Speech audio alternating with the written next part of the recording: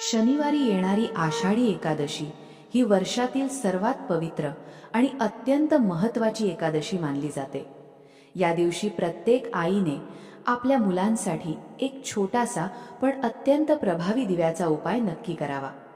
हा उपाय श्रद्धेने केल्यास मुलांचे अभ्यासात मन लागते, त्यांना परीक्षेत चांगले यश मिळते, नोकरीचे नवे मार्ग खुले होतात, करिअरमध्ये भरभरून प्रगती होते आणि ज्यांच्या विवाहात अडथळे येत आहेत त्यांचे योग लवकर जुळून येतात. तसेच विठू माऊलींची कृपा सदैव त्यांच्यावर राहते. तर हा दिवा नेमका कुठे लावायचा, कोणत्या वेळी लावायचा आणि उपाय करताना कोणती चूक टाळायची हे मी आज तुम्हाला सविस्तर सांगणार आहे. त्यामुळे हा व्हिडिओ शेवटपर्यंत नक्की पहा. नमस्कार प्रिय बंधू भगिनींनो. आषाढी एकादशी म्हणजे विठ्ठल, भगवान विष्णू आणि भक्तीचा उत्सव. या दिवशी उपवास, पूजा, नामस्मरण, जप आणि सेवा यांना विशेष महत्त्व दिलं जातं. श्रद्धेने केलेली प्रत्येक प्रार्थना भगवान विष्णूंपर्यंत पोहोचते असं मानलं जातं. म्हणूनच अनेक आईवडील या दिवशी आपल्या मुलांच्या उज्ज्वल भविष्यासाठी विशेष पूजा आणि उपाय करतात. आज मी तुम्हाला जो उपाय सांगणार आहे तो विशेषतः प्रत्येक आईने आपल्या मुलांसाठी करायचा आहे. मुलगा असो किंवा मुलगी, दोघांसाठीही हा उपाय करता येतो. मुलांचं अभ्यासात लक्ष लागत नसेल, कितीही अभ्यास करूनही अपेक्षित यश मिळत नसेल, नोकरीसाठी प्रयत्न सुरू असतील, करिअरमध्ये वारंवार अडथळे येत असतील किंवा विवाहाचे योग्य जुळत नसतील, तर हा उपाय श्रद्धेने नक्की करा.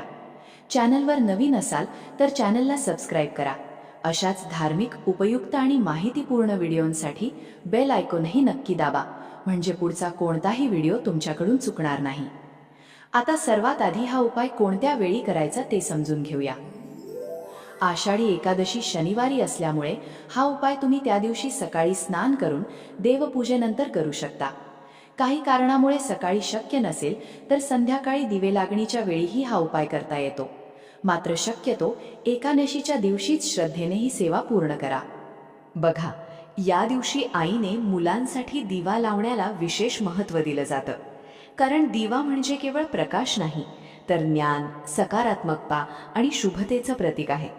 जसा एक छोटासा दिवा अंधार दूर करतो, तसाच हा दिवा मुलांच्या आयुष्यातील निराशा, अडथळे आणि नकारात्मकता दूर व्हावी या भावनेने लावला जातो.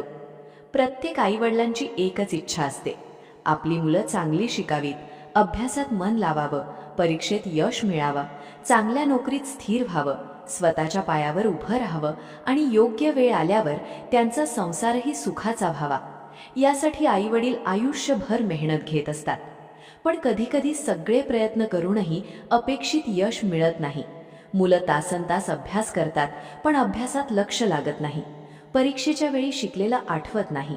मुलाखती देऊनही नोकरी मिळत नाही.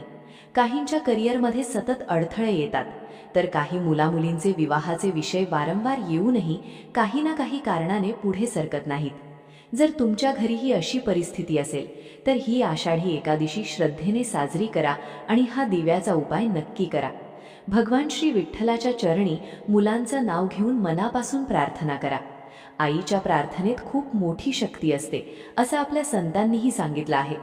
आणखी एक महत्त्वाची गोष्ट, जर तुमच्या घरी 2 मुलं असतील तर हा उपाय कसा करायचा आणि मुलगा किंवा मुलगी शिक्षणासाठी किंवा नोकरीसाठी बाहेरगावी राहत असेल तरी हा उपाय करता येतो का, याचं उत्तरही मी पुढे सविस्तर सांगणार आहे.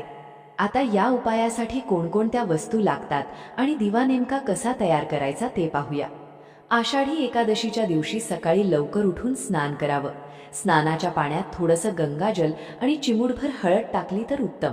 मुलं घरी असतील तर त्यांच्या स्नानाच्या पाण्यातही या 2 गोष्टी टाकू शकता. त्यानंतर स्वच्छ आणि शक्यतो हलक्या रंगाचे कपडे परिधान करावेत. आता सर्वप्रथम आपल्या देवघरातील देवांची मनापासून पूजा करून घ्यायची आहे. भगवान श्री विठ्ठल, भगवान विष्णू किंवा बाळकृष्णाची मूर्ती अथवा फोटो असेल तर स्वच्छ पुसून त्यांना हळद, कुंकू, अक्षदा आणि फुले अर्पण करा. त्यानंतर तुळशीपत्र अर्पण करा. गुळ, खोबरं किंवा आपल्या घरात तयार केलेला सात्विक नैवेद्य दाखवा. धूप, दीप आणि अगरबत्ती लावून देवघरातील वातावरण प्रसन्न करून घ्या. आता सुरू होतो आजचा मुख्य उपाय. यासाठी तुम्हाला एक दिवा लागणार आहे. हा दिवा पितळ, तांबे, माती किंवा स्टीलचा असला तरी चालेल. त्यानंतर कापसाच्या 9 लांब वाती घ्यायच्या आणि त्या एकत्र करून एक मोठी वात तयार करायची. ही 9 वातींची एकच वात त्या दिव्यामध्ये ठेवायची. आता या दिव्यामध्ये शक्य असेल तर शुद्ध गाईचं तूप घाला. तूप उपलब्ध नसेल तर देवघरात रोज दिव्यासाठी वापरत असलेलं सात्विक तेलही वापरू शकता.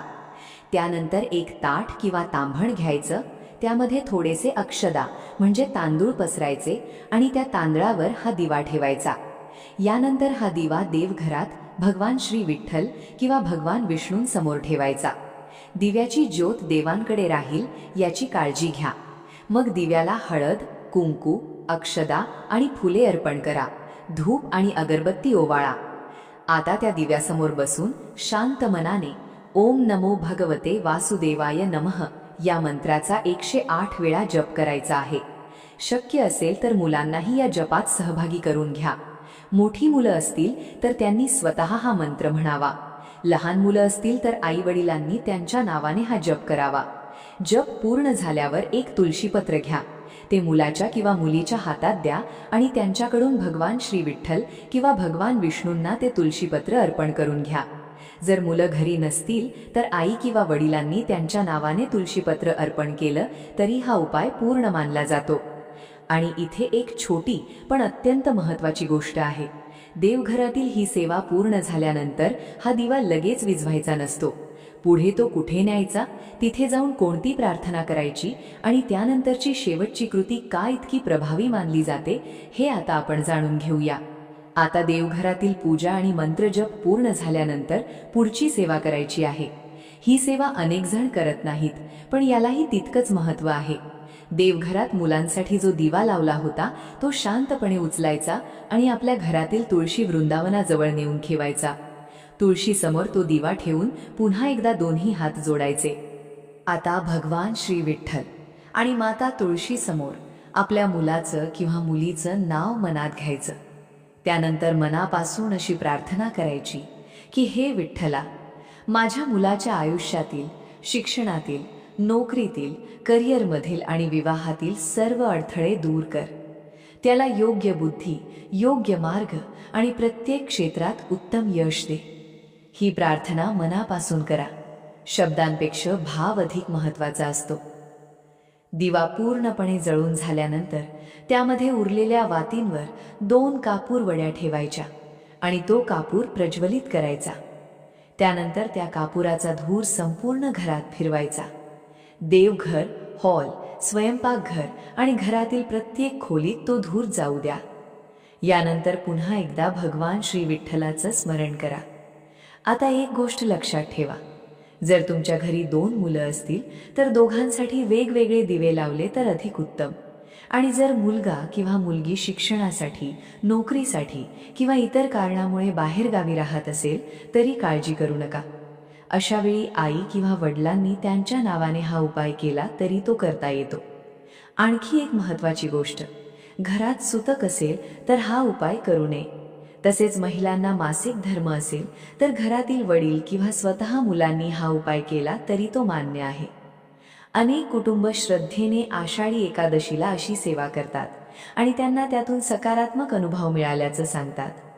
नोकरीसाठी प्रयत्न करत होता, मुलाखती होत होत्या, पण प्रत्येक वेळी काही ना काही कारणाने संधी हातातून निघून जात होती. गेल्या वर्षी आषाढी एकादशीच्या दिवशी संगीता मावशींनी पूर्ण श्रद्धेने हा दिव्याचा उपाय केला. मुलाच्या नावाने विठ्ठलाला मनोभावे प्रार्थना केली. त्यानंतर काही दिवसांतच मुलाला एका चांगल्या कंपनीत मुलाखतीची संधी मिळाली आणि त्याची निवडही झाली. अशाच प्रकारे एका कुटुंबाने मुलीच्या विवाहासाठी मनोभावे ही सेवा केली. काही काळानंतर योग्य स्थळ आलं आणि विवाहाचा योगही जुळून आला. प्रत्येकाचं फळ, वेळ आणि परिस्थिती वेगळी असते, पण श्रद्धा, सातत्य आणि मनापासून केलेली प्रार्थना माणसाला सकारात्मक बळ नक्कीच देते. ही सेवा तुम्हीही पूर्ण श्रद्धेने करा आणि भगवंतावर विश्वास ठेवा. तर मंडळी, व्हिडिओ उपयुक्त वाटला असेल तर एक लाईक नक्की करा. आपल्या नातेवाईकांना आणि मित्रपरिवाराला हा व्हिडिओ शेअर करा, जेणेकरून अधिकाधिक आईवडिलांपर्यंत ही माहिती पोहोचेल. तुमचा अनुभव किंवा श्री विठ्ठल असे कमेंटमध्ये नक्की लिहा. चॅनलवर नवीन असाल तर सबस्क्राईब करून बेल आयकॉन दाबायला विसरू नका. चला पुन्हा भेटू अशाच एका नवीन आणि भक्तिमय व्हिडिओमध्ये. श्री स्वामी समर्थ.